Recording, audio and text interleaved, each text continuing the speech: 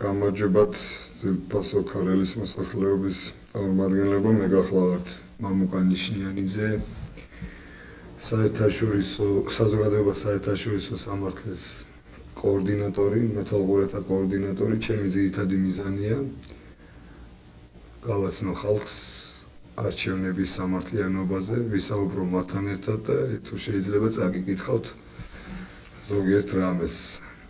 საზოგადოება სამართლიანი არჩევნები არის საქართველოს მოქალაქეთა არასამთავრობო არაპარტიული მიუკერძოებელი გაერთიანება, რომელიც ხელს უწყობს ქვეყანაში დემოკრატიული პოლიტიკური პროცესების განვითარებას, სახელმწიფოებრივ ცხოვრებაში მოქალაქეთა აქტიურ ჩაბმას, ხელისუფლების საქმიანობაზე საზოგადოებრივი კონტროლის სისტემის შექმნას, არჩევნების პროცესში ორგანიზაცია მიზნად ისახავს კანონიერობის, სამართლიანობის და ობიექტურობის დაცვას. საზოგადოების საქმიანობას მხარს უჭერს ამერიკის შეერთებული შტატების საერთაშორისო ურთიერთობათა ეროვნულ-დემოკრატიული ინსტიტუტი.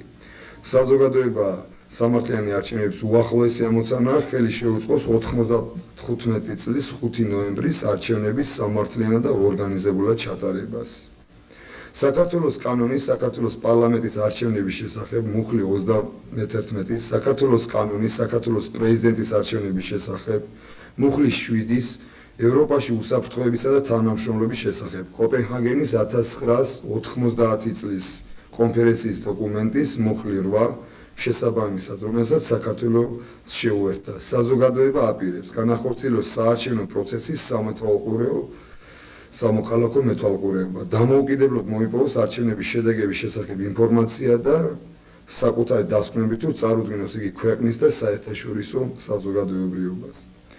ამომრჩეველთა სწავლებასა და ინფორმირებას. საზოგადოება სამართლიანი არჩევნების დამკვირვებლები იქნებიან საქართველოს მოქალაქეები, რომლებიც მზად არიან მიუკერძოებლად ადევნონ თვალყური საარჩევნო პროცესს და აღმოსხონ ყოველივე.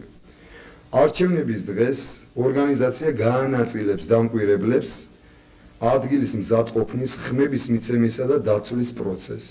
საუბნო დამკვირვებლები თავიანთ ანგარიშებს წარუდგენენ საოლქო კოორდინატორებს. შემდგომ მოხდება მათი გაანალიზება.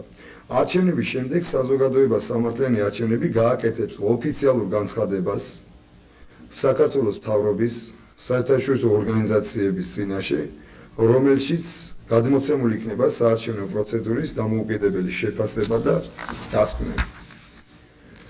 საარჩევნო დღის პროცედურაზე მინდა ძვირფასო ქარელებო გესაუბროთ. საარჩევნო უბანი უნდა იცოდეთ, რომ გაიღება დილის 7 საათზე და დაიკეტება საღამოს 20 საათზე. კენჭისყრის მიმდინარეობის პროცესში შენობის დაკეტვის უფლება არავის აქვს, გარდა იმ შემთხვევისა, როცა ცენტრალური საარჩევნო კომისიიდან მიღებულია სათანადო მითიდება. საავადმყოფოებსა და სხვა სტაციონარ სამკურნალო დაწესებულებებში და ძნელად მისადგომ ადგილებში შექმნილ საარჩევნო უბნებში საუბნო საარჩევნო კომისიას შეუძლია კენჭისყრა დამთავრებულად გამოაცხადოს ნებისმიერ დროს, თუ ხმა მისცა სიაში შეტანება ყველა ამომრჩეველმა. საარჩევნო უბნებზე ფარული კენჭისყრისთვის უნდა გამოიყოს ოთახები ან კაბინები. საარჩევნო ყუთები ისეთნაირად იდგმება, რომ ამომრჩეველი მათთან მისვლისას აუცილებლად უნდა გადიოდეს ფარული კენჭისყრის კაბინებს ან ოთახებს. ამ ოთახებში გამოკრული უნდა იყოს პარტიათა და კანდიდატთა სიები. ინსტრუქციები საარჩევნო ბიულეტენების შესავსებად, აგრეთვე ცნობა იმ პარტიების ბლოკების ან კანდიდატთა შესახებ, რომლებიც შეტანილი არიან საარჩევნო ბიულეტენში, მაგრამ არჩევნებში აღარ მონაწილეობენ. ყოველი უბანი უნდა იყოს საუბნო საარჩევნო კომისიის ზედამხედველობის ქვეშ. საუბნო საარჩევნო კომისიის თავმჯდომარე ვალდებულია დაიცვას წესრიგის შენობაში და მის ირგვლივ. მისი უფლებამოსილება კანონიერია. კენჭისყრის მიმდინარეობის პროცესში შენობაში არ უნდა დაეშვას არც ერთი შეიარაღებული პირი. მორიგე პოლიციელები შეიძლება დაშვებული იქნათ მხოლოდ განსაკუთრებულ შემთხვევაში, ისიც თავმჯდომარის თანხმობით. საარჩევნო უბნის გახსნის პროცედურაზე მინდა გესაუბროთ. ეს გაუცილებელია თქვენთვის. თავმჯდომარე კომისიის წევრების და დასწრების უფლების მქონე თანდასწრებით აცხადებს მიღებული საარჩევნო ბიულეტენების რაოდენობას. თავმჯდომარე ამოწმებს და შემდეგ პლომბავს ან ლუქავს საარჩევნო ყუთებს. საარჩევნო ყუთებში იყრება საკონტროლო ფურცლები, რომლებიც ხელმოწერილი კომისიის წევრთა და პირველი ამომრჩევლის მიერ. ფურცლებზე აღნიშნულია მათი ჩაგდების დრო. თითოეულ ამომრჩეველი, აი თქვენ ძვირფასო ქართველებო, აი რას მიაქციეთ ყურადღება, თითოეული ამომრჩეველი პირადად აძლევს ხმას. სხვა პირთან ნაცვლად ხმის მიცემა დაუშვებელია და უკანონოა. ამომრჩეველი მიდის საარჩევნო კომისიის მაგიდასთან და წარადგენს პირადობის დამადასტურებელ საბუთს. კომისია ადარებს ამომრჩევლის პირადობის საბუთს ამომრჩეველთა სიებთან. თუ ამომრჩეველი შეცდომით არ არის სიაში შეტანილი, მაგრამ ცხოვრობს ამ უბანში, პირადობის საბუთის საფუძველზე იგი დამატებით სიაში იქნება შეტანილი. სხვა საარჩევნო ოლქის ტერიტორიაზე მუდმივად მცხოვრები ამომრჩეველი, რომელიც კენჭისყრაში მონაწილეობის ხმით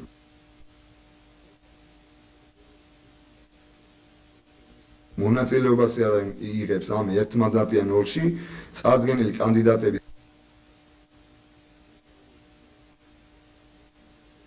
იზოლებით გადაადგილებელი პირებისათვის, აი ჩვენ რომ ტოლვილებს ვუძახით, მათი ფაქტობრივი საცხოვრებელი ადგილის მიხედვით დგება ცალკე სია და ისინი მონაწილეობას არ მიიღებენ ერთმანდატიანი ოლქის არჩევნებში. კომისია აძლევს ამომრჩეველს საარჩევნო ბიულეტენებს. ამომრჩეველი ხელს აწევს სიაზე იმის აღსანიშნავად, რომ მიიღოს საარჩევნო ბიულეტენი. ამომრჩეველი მიდის ფარული კენჭისყრის ადგილისაკენ, ბიულეტენის შევსებისას ამომრჩეველი მარტო უნდა იყოს. თუ ამომრჩეველს თავად არ შეუძლია ბიულეტენის შევსება, უფლება აქვს კაბინაში ან ოთახში მოიწვიოს ნებისმიერი პირი. გარდა საარჩევნო კომისიის წევრის, ნდობით აღჭურვილი პირის, პარტიის ან რომელიმე ბლოკის წმუნებულის თუ მისი მეთვალყურის. თუ ამომრჩეველს შემთხვევით გაუფუჭდება ბიულეტენი, მას უფლება აქვს ჩააბაროს იგი და მიიღოს ახალი საარჩევნო ბიულეტენი. საარჩევნო კომისია ამომრჩევლის თანდასწრებით ჩამოაჭრის გაფუჭებულ ბიულეტენის კუთხეს და ცალკე კონვერტში ათავსებს მას. შევსებული ბიულეტენები იყრება საარჩევნო ყუთში. საარჩევნო კომისიის წევრებს და დამკვირვებლებს უფლება აქვთ შეამოწმონ თუ რამდენი ბიულეტენი აქვს ამომრჩევლებს ხელში. დაბოლოს კიდე მინდათ მოგითითოთ, გაგაცნობთ ჩვენ ესე იგი ძალიან დიდი სურვილი გვაქვს მობრძანდეთ ჩვენთან, ვისაც კი სურვილი გაქვთ, აი მოქალაქეებს კი გძნობთ, რომ თქვენი მოქალაქეობრივი ვალია მიიღოთ მონაწილეობა დამკვირვებლად. აი ჩვენ ესეთ რაღაცას ვეძებთ არჩევნების დამკვირვებლებს, შეგიძლიათ გაეცნოთ.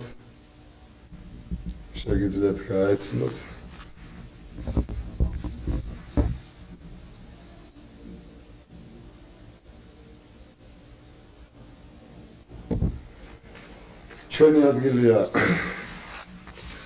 ქარელის გამგეობის შენობა, პირველი სართული, შეგიძლიათ მობრძანდეთ, ყველანაირ ინფორმაციას მიიღებთ ჩვენთან, კიდევ ერთხელ აი ყურადღებით ხოთ დააკვირდეთ, ჩვენ ვიწევთ მოხალისეებს.